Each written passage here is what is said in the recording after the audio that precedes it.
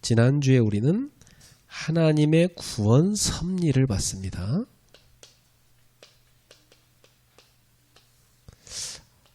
하나님께서 세상을 구원하는 그 섭리가 참 놀랍습니다. 먼저 하나님의 복음을 들었지만 그 복음을 거부한 이스라엘의 타락이 있었습니다. 그런데 이 이스라엘이 복음을 거부하고 타락했기 때문에 복음이 이방 땅으로 흘러갔지요. 그래서 이것이 이방인들을 구원하는 기회가 된 겁니다. 이스라엘은 하나님의 은혜로 먼저 하나님 백성이 되었지만 교만하여 하나님의 은혜를 거부했던 겁니다. 그리하여 복음이 이방인에게로 흘러갔죠. 이방인들은 하나님의 축복을 받고 이스라엘은 멸망하게 된 겁니다. 자, 이렇게 해가지고 많은 이방인들이 구원을 받게 된 겁니다. 그런데 이것이 이스라엘을 시기하게 만들었습니다. 그래가지고 이들이 하나님께 돌아오게 만든 겁니다.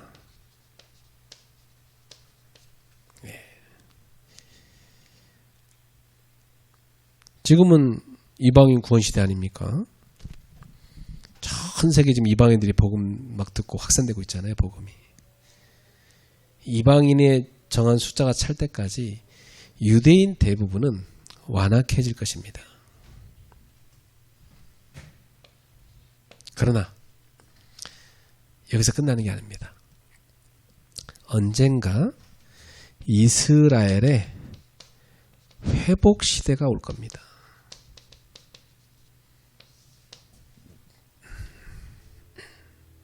분명히 이스라엘이 복음을 받아들이는 시간표가 옵니다. 물론 다는 아니죠. 그들 가운데 남은 자들, 이 렘넌트들이 받아들일 겁니다. 그러면 세상은 더 큰 축복을 받게 되어 있습니다.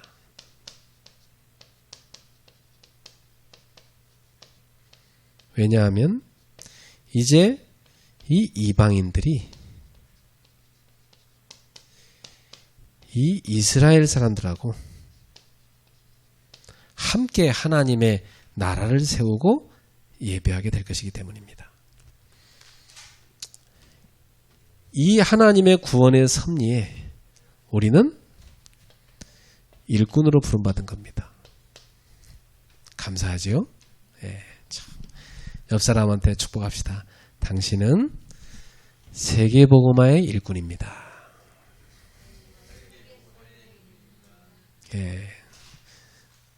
저는 여러분 그렇게 보여요.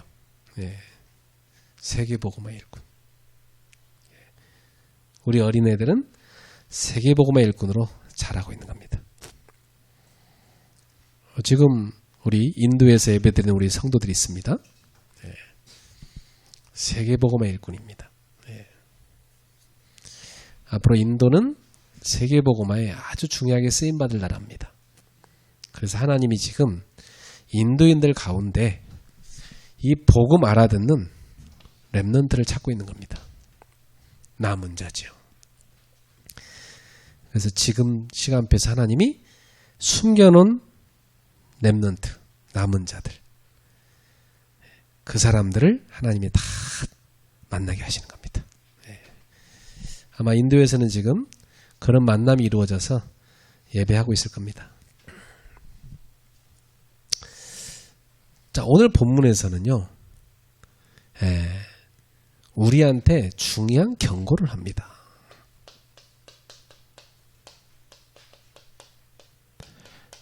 우리가 복음을 가졌다고 해서 자만하지 말자. 이 말씀을 하고 있습니다.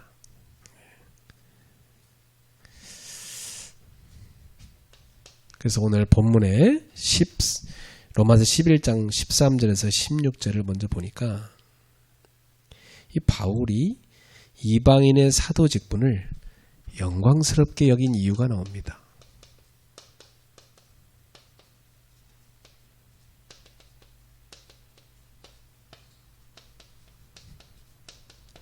여러분은 여러분이 가진 직분을 얼마나 영광스럽게 여기십니까? 예. 가슴속 깊은 곳에서 진짜 영광스럽게 여기십니까? 예. 이유가 뭡니까? 사도 바울은 자기가 지금 이 하나님의 구원 섭리를 이루는데 굉장히 중요하게 쓰임받고 있다는 겁니다. 그 어떤 쓰임을 받고 있는 거죠? 14절 읽어보세요. 이는 혹 내 곤륙을 아무쪼록 시기하게 하여 그들 중에서 얼마를 구원하리 함이라. 이 사도 바울이 이방인들에게 복음을 열심히 전하잖아요. 그러니까 자기 고륙들 누굽니까? 이스라엘이죠.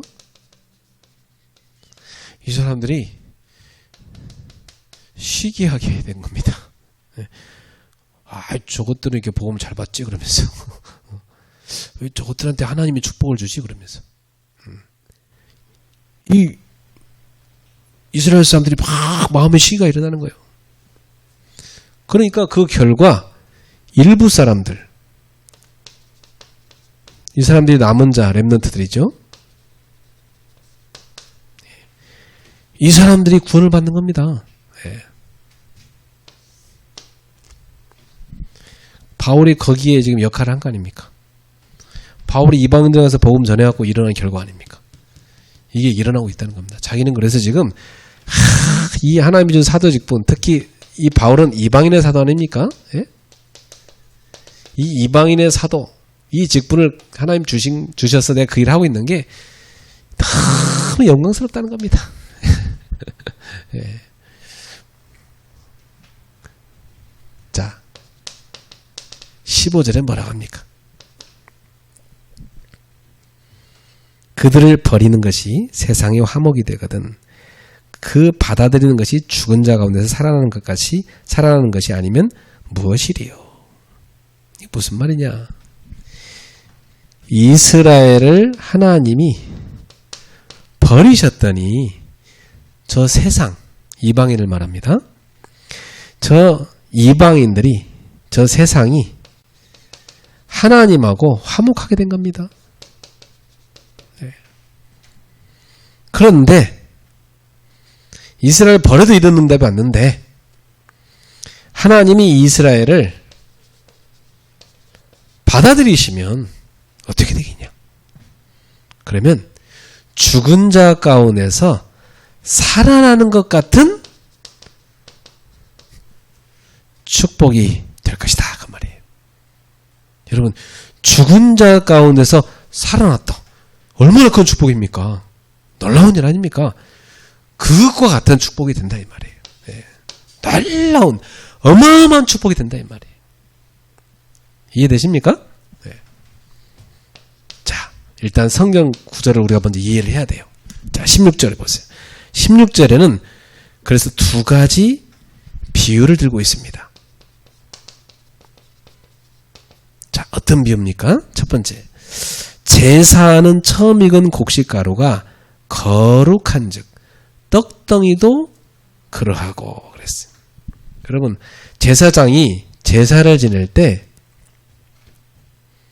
처음 익은 곡식 가루를 갖다가 하나님께 바칩니다.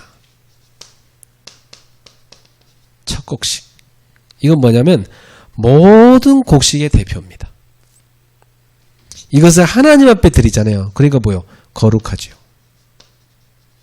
하나님께 바친 거니까 거룩한 겁니다. 여러분은 하나님께 바쳐진 사람들이에요. 그래서 성도인 겁니다. 거룩한 백성. 네. 하나님의 것이에요.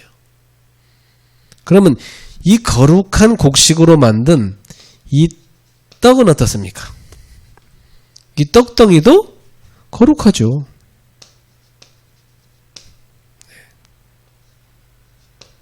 자, 그 다음 보세요. 뿌리가 거룩한즉 가지도 그러하니라. 두 번째 비유죠.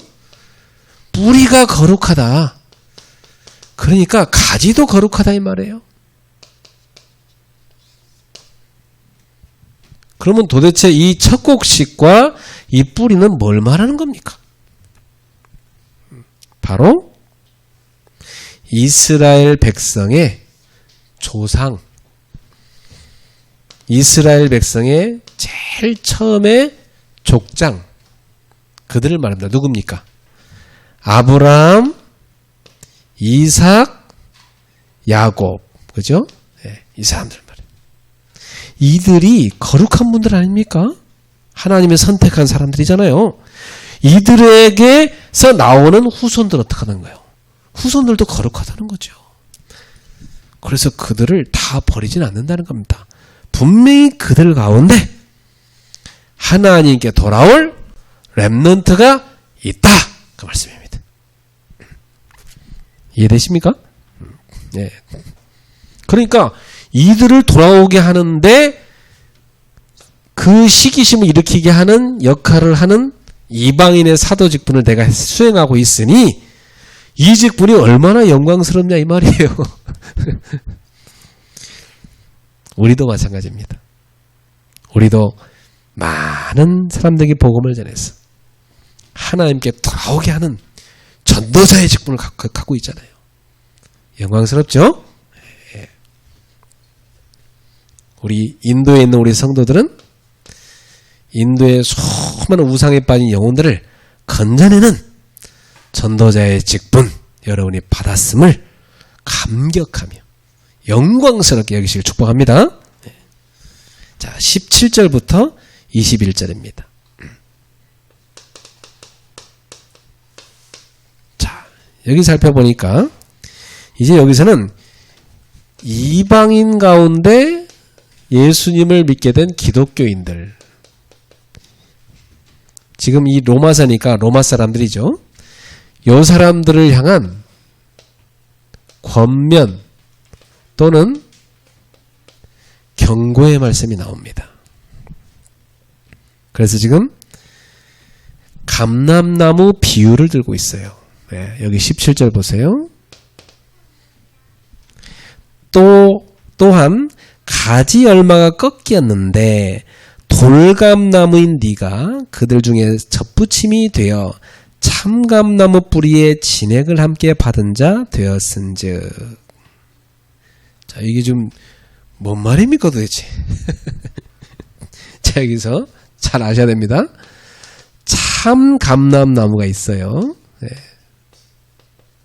이건 뭐냐면 이게 이스라엘을 말합니다. 네. 그리고 돌감나무가 있어요.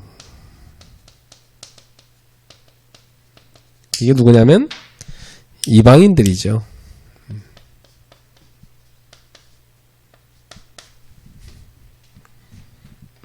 자, 그리고 이 참감나무에 뿌리가 있습니다. 뿌리. 그 뿌리가 바로 아까 말한 그 첫 곡식 뿌리. 누굽니까? 바로 이 이스라엘의 족장들. 아브라함, 이삭, 야곱이죠. 예. 그 다음에 꺾인 가지가 있어요. 꺾인 가지. 예. 이 꺾인 가지는 참 감람나무에 붙어 있다가 떨어져 나간 가지. 그죠? 예. 바로 하나님의 복음을 거절하고 떠난 이스라엘 백성들입니다. 그 다음에 접붙임 받은 돌감나무 가지가 있어요. 예. 많아요. 뭐 할 게 많죠. 접붙임 받은 돌감나무 가지.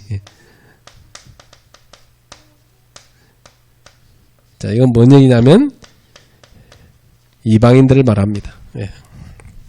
이방인 중에서 복음을 듣고 믿은 사람들, 예.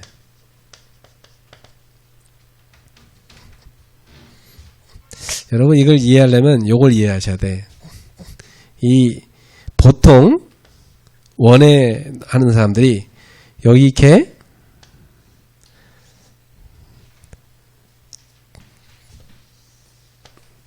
참감람나무가 있어요. 근데 요 참감나무 옆에 여기 돌감나무가 있어요.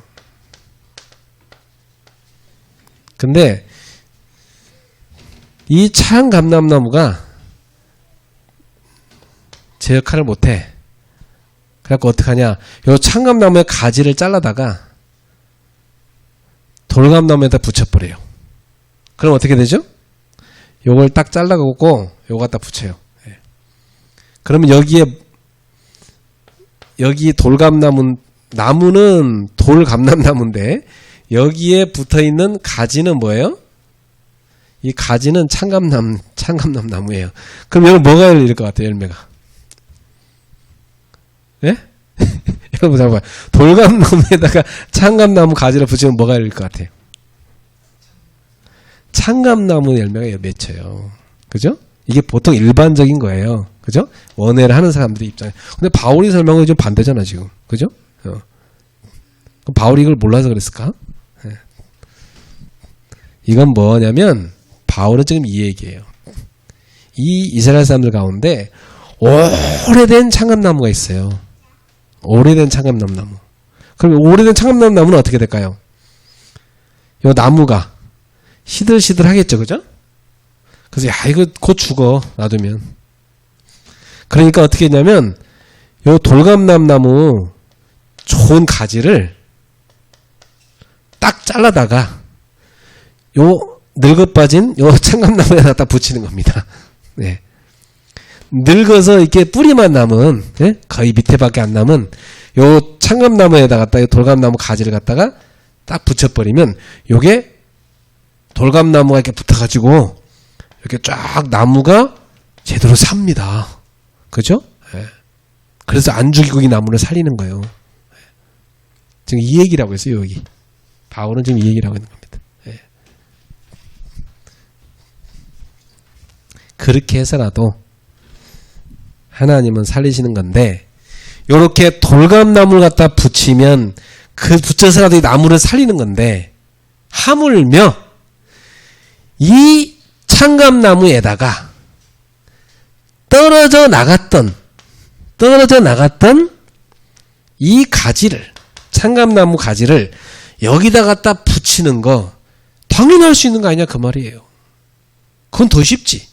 지금 그 말이에요. 이해됩니까? 저는 쉽게 설명했는데, 예. 저처럼 쉽게 설명하는데 이해 못하면 안 됩니다. 이 본문 아무나 이해 못하는 거예요. 여러분 지금 잘 이해되신 겁니다. 이해했으면. 예. 자, 그래서 지금 잘려져 나간 참감나무 가지를 원래 나무에 갖다 붙이는 거, 그건 더 쉽다 이 말이에요. 근데 사실은 뭐 떨어져나가 죽은 나무까지를 갖다 붙인다고 해서 삽니까? 그러나 하나님 어떤 분이에요? 생명의 주인이잖아요. 죽이기도 하고 살리는 분이잖아요. 전능하신 분이잖아요. 그러니까 그 분은 죽은 가지라도 갖다 붙여서 살게 한다 이 말이에요. 그러니까 이렇게 떨어져 나간 이스라엘도 돌아오게 해서 결국 붙여 살게 하실 하나님이기 때문에 너 돌감나무 나무야, 네가 여기 지금 젖붙임 바 됐다고 해서 자만하지 말아라. 너도 잘못하면 잘릴 수 있어. 그 말이에요. 아셨죠? 자, 그래서 18절을 보세요.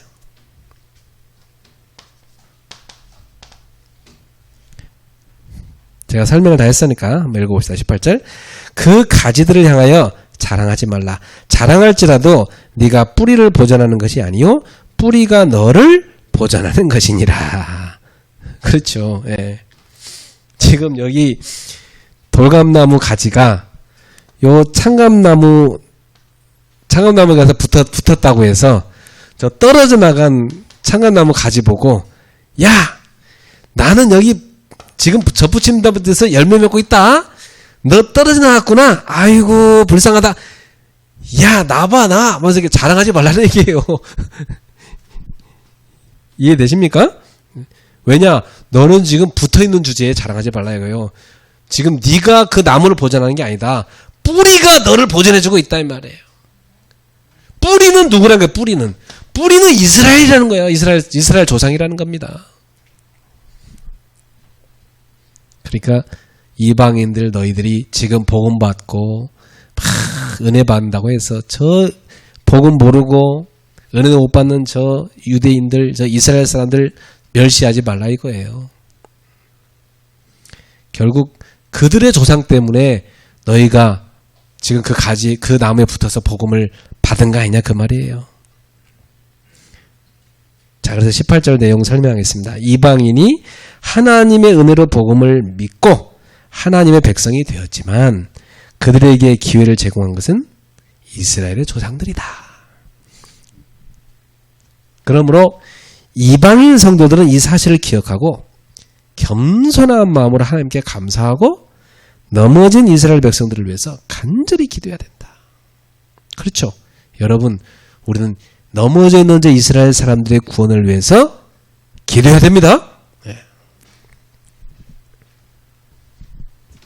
자, 그 다음에 19절부터 21절 보겠습니다.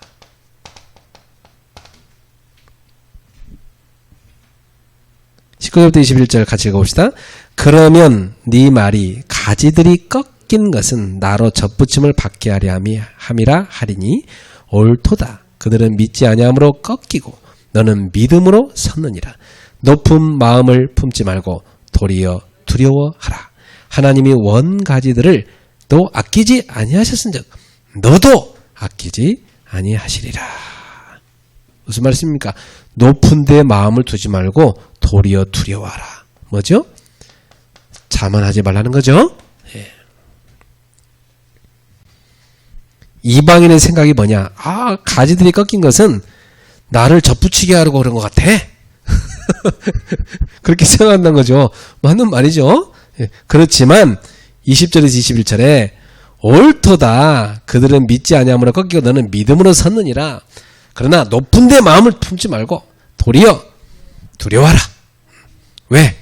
원 가지들도 아끼지 아니하시고 잘라버린 하나님인데 너도 아끼지 않고 잘라버릴 수 있다 이 말이에요.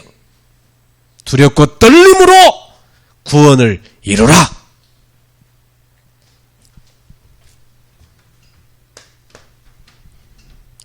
자만하지 맙시다.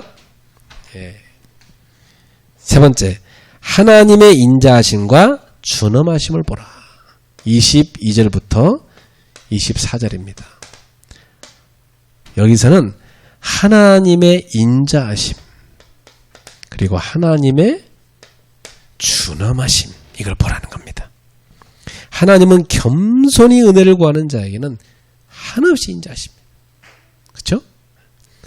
하나님의 은혜를 잊고 교만한 사람한테는 준엄하게 심판하십니다. 하나님, 저는 죄인입니다. 완전히 서렌더하고 하나님 앞에 딱 완전히 하나님 앞에 손들고 복종하는 이 사람한테는 하나님이 은혜를 주시는 겁니다. 예. 나는 잘 살았는데요. 나는 법 없이도 살았어요. 나는 죄진 거 없어요. 이런 사람은 그러면 교만해서 완전히 심판의 대상이 되는 겁니다. 예. 회개하지 않는 영혼, 그건 심판이에요. 하나님의 은혜를 구하는 회개하는 영혼, 그 사람한테는 하나님이 인자, 하나님이 mercy, 긍휼을 더하십니다. 22절입니다. 22절을 자 읽어볼까요? 그러므로 하나님의 인자하심과 준엄하심을 보라.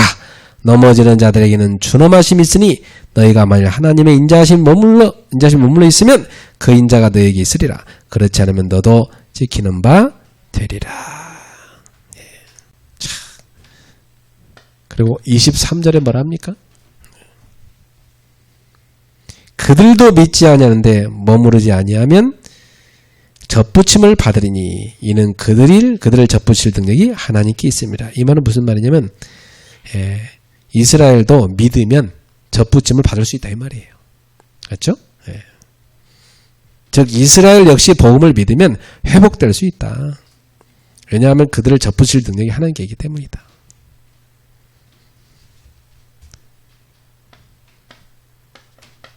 (24절은) 무슨 말씀입니까? 네가 원 감람나무에서 찍힘을 받고 본성을 거슬러 좋은 감람나무의 접붙임을 받았으니 원 가진 이 사람들이야 얼마나 더 자기 감람나무의 접붙임을 받으랴. 무슨 말이냐면 이방인을 하나님 백성으로 만드시는 것은 마치 돌감나무 가지를 참감나무에 붙이는 것처럼 어색한 일이다. 여러분, 누가 돌감나무를 가지를 갖다가 참감나무에 붙입니까? 반대로 붙이지. 그거 돌감나무밖에 안 열리는데 그러면? 그죠? 그러나 회개한 이스라엘을 회복시키는 일은 원래 참감나무의 가지를 다시 참감나무에 붙이는 것처럼 자연스러운 일입니다.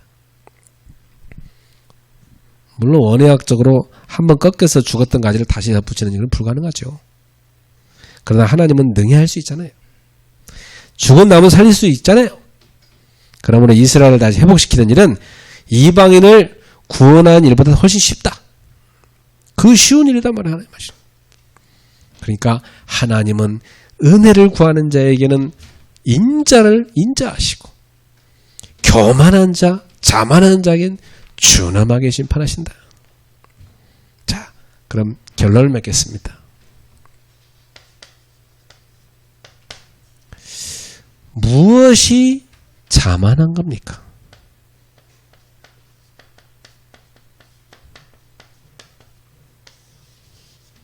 목사님, 저는 별로 자만한 것 같지 않은데요. 네. 근데 그 사람이 자만한 사람이고. 그렇죠? 그럼 무엇이 더 자만한 거냐? 첫 번째입니다. 하나님께서 맡기신 직분을 소홀히 여기는 사람. 자만한 사람입니다.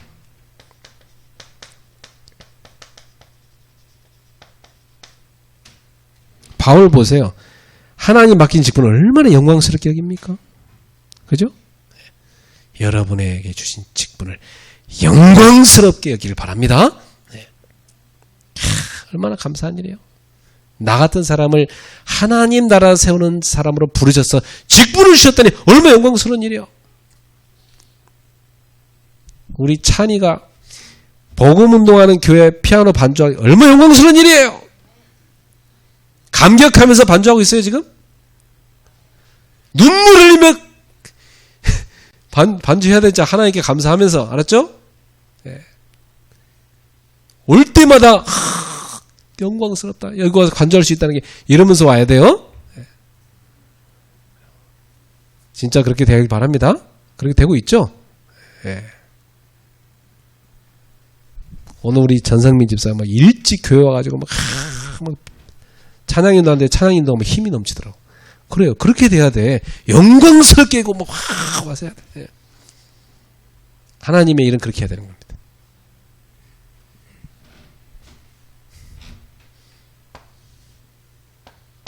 두 번째입니다. 무엇이 자만한 마음입니까? 이 복음의 가치를 세상 일보다 소홀히 여기는 것. 이 복음의 가치를 세상 일보다 중시하지 않는 것. 세상 일을 더 중요시 여겨.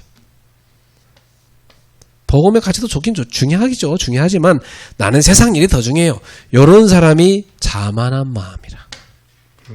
자기가 뭘 한다고 생각하는 거지. 여러분, 복음의 배경 속에 있는 게 얼마나 큰 축복입니까? 복음 가진 가정, 복음 가진 부모 밑에 자란 거, 복음 가진 교회 속에 있는 거 얼마나 감사합니까? 근데 이걸 감사하지 않아! 그게 자만한 마음. 그리고 훈련받지도 않아. 자만한 마음. 헌신하지도 않아. 자만한 마음. 자만하지 맙시다. 세 번째, 예배를 다른 것과 협상하는 것. 이게 자만한 겁니다.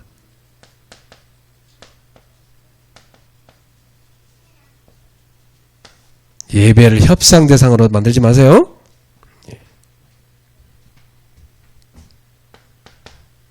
네 번째, 내 것을 하나님께 드리는 것을 헌금이라고 생각하는 것. 이것이 자만한 마음입니다.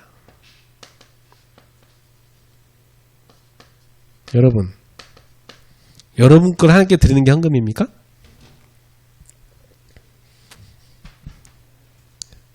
아닙니다. 여러분 거 아닙니다. 모든 것이 다 하나님 은혜입니다. 하나님께서 주신 것에 첫 열매를 내가 하나님께 드리는 게 헌금입니다. 내 거 아니요. 하나님이 주신 거예요. 여러분 태어날 때 안 갖고 태어났잖아 그거. 아 내가 땀 흘려 일했는데요. 아니에요. 여러분 숨쉬게 해준 분도 하나님이고 여러분한테 그 일을 하게 재능 준 분도 하나님이고 기회를 준 것도 하나님이고 만남을 준 것도 하나님이고 하나님이 다 주신 겁니다. 헌금은 뭐냐? 하나님이 나한테 주신 것에 첫 열매를 모든 걸 대표해서 하나님께 드리는 거다. 그러니까 하나님의 것을 하나님이 주신 것을 하나님께 드렸을 뿐입니다. 역대상 29장 10절에서 14절 그 다윗의 고백이잖아요. 하나님께로부터 온 것을 하나님께서 주신 것을 하나님께 드렸을 뿐입니다. 그게 헌금입니다. 나한테 맡기신 거죠. 얼마나 감사해요. 첫 열매는 나머지 모든 열매의 대표를 뜻해요. 첫 열매 드린다는 말은 대표로 드리는 거니까 다 드리는 거랑 똑같아요. 그래서 너희 곡식에 첫 열매를 주게 드리라. 그 말은 제대로 하나님 앞에 헌금하라 이 말이에요. 가장 좋은 것을 선별해서 하나님께 드리는 것, 그게 헌금이에요. 헌금이 바로 하나님 나라를 세우는 빛의 경제예요. 결국 이 빛의 경제와 흑암 경제 전쟁입니다. 여러분은 누구냐? 세계복음할 빛의 경제를 드리는 사람이다. 놀라운 축복이죠. 네. 저는 매달 7개 내지 8개 하나님 앞에 헌금을 떼놓고 준비해 드립니다. 근데 그게 즐거워요. 행복하고. 네. 그렇게 수십 년을 살아보세요. 네. 모든 게 하나님의 은혜임을 깨닫습니다. 저는 돈이란 게 내 거라고 생각한 적 한 번도 없어요. 나한테 잠깐 맡겨놓으시는 거지 하나님이. 뭐 하라고? 하나님 일에 쓰시려고. 그 돈이 들어오면요. 아 이게 또 어디로 가려는가 이렇게 생각합니다. 아 하나님의 일에 쓰여야 될 텐데 이게. 예. 나한테 오면 하나님 일에 쓰여지지. 내가 그거 갖고 술 사 먹겠어요? 내가 그거 갖고 뭐지 강도들한테 주겠냐고. 하나님의 일에 쓰지. 그거 갖고 마약하겠어요? 안 했잖아요. 하나님께 드리지. 안 그렇습니까? 여러분한테 들어오는 모든 물질은 빛의 경제로 바뀌는 겁니다. 여러분은 그런 사람들이. 그래서 11조는 뭐냐? 모든 소득이 하나님께로부터 왔음을 고백하는 겁니다. 매달 헌신 예배 드릴 때 매달 첫 번째 주에 하나님 앞에 드리는 월정 헌금은 뭐냐? 한 달의 첫날을 주님께 드린다는 그 고백입니다. 그래서 이 한 달을 주께 다 드립니다. 그런 고백이에요. 매 주일날 하나님 앞에 드리는 이 주정 헌금은 일주일을 하나님께 드립니다 하는 고백이에요. 이번 주도 하나님께 드렸습니다. 이번 주도 하나님께 드려진 일주일을 살겠습니다. 그게 주일 헌금이에요. 그게 주정 헌금이라고요. 그러니까 믿음이 담겨서 헌금하는 거지 그냥 돈이 있어서 하는 헌금 아닙니다. 그렇죠? 없는데 어떡합니까? 있는 거 중에 하는 거지.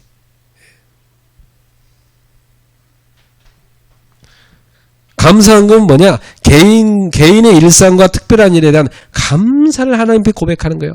감사가 있어요. 그러면 예물이 같이 따라가는 겁니다. 예. 건축헌금 뭐냐? 세상 문화를 정복하는 성전 건축을 위한 산 헌신을 드리는 겁니다. 여러분 저 인도에 가보세요. 막 우상 신전이 크게 작은 사람들이 거기 가서 다 귀신 들린 사람한테 가서 절하고 그 우상한테 절하고 합니다. 예. 불쌍해 너무나. 그 인도에 보면서 야 세계보고만은 복음 성전이 세워져야 되는데 야, 간절한 한이 되는 거 있죠. 우리 인도 성도들은 그런 세계보고만 성전 세우세요. 성경은 뭐냐? 저 237개 나라, 저 5천 종족, 저 세계 2만 대학을 위한 산순교로 드리는 것이다. 전도 플랫폼 헌금은 뭐냐? 우리 어린애들을 살리는 글로벌 테바스쿨, 우리 청소년들 살리는 글로벌 서밋스쿨, 우리 대학생 청년 살리는 이 랩넌트 미션홈, 237 나라의 TCK, 다민족을 살리는 237 학사, 많은 병든자를 치유하는 치유센터, 이 5가지 전도 플랫폼 헌금은 3가지 뜰을 구축하기 위한 유산입니다. 3가지 뜰이 뭐예요? 성전에 있는 3가지 뜰. 첫 번째 이방인의 뜰. 다민족이죠. 다민족 살릴 준비가 돼야 돼. 교회에. 수많은 다민족들 막 몰려오고 있습니다. 그들을 살릴 준비해야 돼요. 그 다음에 기도의 뜰이 있었잖아요. 기도의 뜰은 뭐냐면 치유하는 뜰입니다. 진짜 하나님 앞에 기도 제대로 할 때 치유돼요. 그 다음에 아이들의 뜰이잖아요. 이 아이들의 뜰이 뭐냐? 우리 후대 살릴 뜰입니다. 그래서 우리는 토요일마다 후대를 데려다 놓고 집중적으로 살려야 됩니다. 그걸 기도하면서 드리는 겁니다. 저는 5대 절기헌금이 있어요. 성탄절, 부활절, 성령 강림절, 추수감사절, 교회 창립절. 이건 다 뭐냐? 우리 교회가 존재하는 이유를 주께 탁 붙잡고 드리는 헌금입니다. 그래서 진정한 감사가 뭘로? 진정한 감사가 하나님 앞에 고백으로. 뭐가 담긴? 헌금이 동반된 고백으로. 하나님 앞에 탁 드려서 이것은 뭐가 되느냐? 세계를 살릴 전도 선교의 빛의 경제가 되는 겁니다. 여러분 이거 돼야 세계복음합니다. 예. 여러분이 이걸 하늘 갖고 기도하셔야 됩니다. 그래서 자만하지 말자. 내 것이 어디 있습니까? 내 돈이 어디 있습니까? 아무것도 내 거 아닙니다. 하나님이 주신 것입니다. 그것을 하나님 앞에 기쁘게 드릴 수 있는 그런, 그리고도 다 드리고도 남음이 넘치는 그런 축복의 증인들 되기를 예수님의 이름으로 축원합니다. 여러분은 세계복음화에 쓰임받을 하나님의 일꾼입니다. 그 일을 부름받은 사람들. 기도하겠습니다. 우리를 위해서 이 땅에 오시고 우리 때문에 우리 죄를 뒤집어 쓰고 십자가에 못 박혀 죽으시고 사망 권세 완전히 이기고 부활하셔서 하늘나라 승천하시어 우리에게 성령을 부어주시고 이제는 성령의 역사로 세계복음화를 이루고 계신 하나님을 찬양합니다. 지금도 우리 안에 성령님이 역사하고 계심을 감사드립니다. 우리의 모든 발걸음이 성령님과 동행하여 하나님 나라를 세우는 발걸음이 되게 하여 주시옵소서. 우리의 헌금으로 빛의 경제가 이루어져 세계복음화 쓰임받게 하여 주시옵소서. 우리의 업이 세계복음화 데 쓰임받는 업이 되게 하여 주옵소서. 우리 교회가 전 세계 237 나라 5천 종족 2만 대학에 그리스도의 빛을 비추는 교회 되게 하여 주시옵소서. 오늘도 하나님의 은혜가 주의 백성들의 모든 심령과 저들의 업과 삶 속에 넘치게 하옵소서. 예수님의 이름으로 축복하며 기도합나이다. 아멘.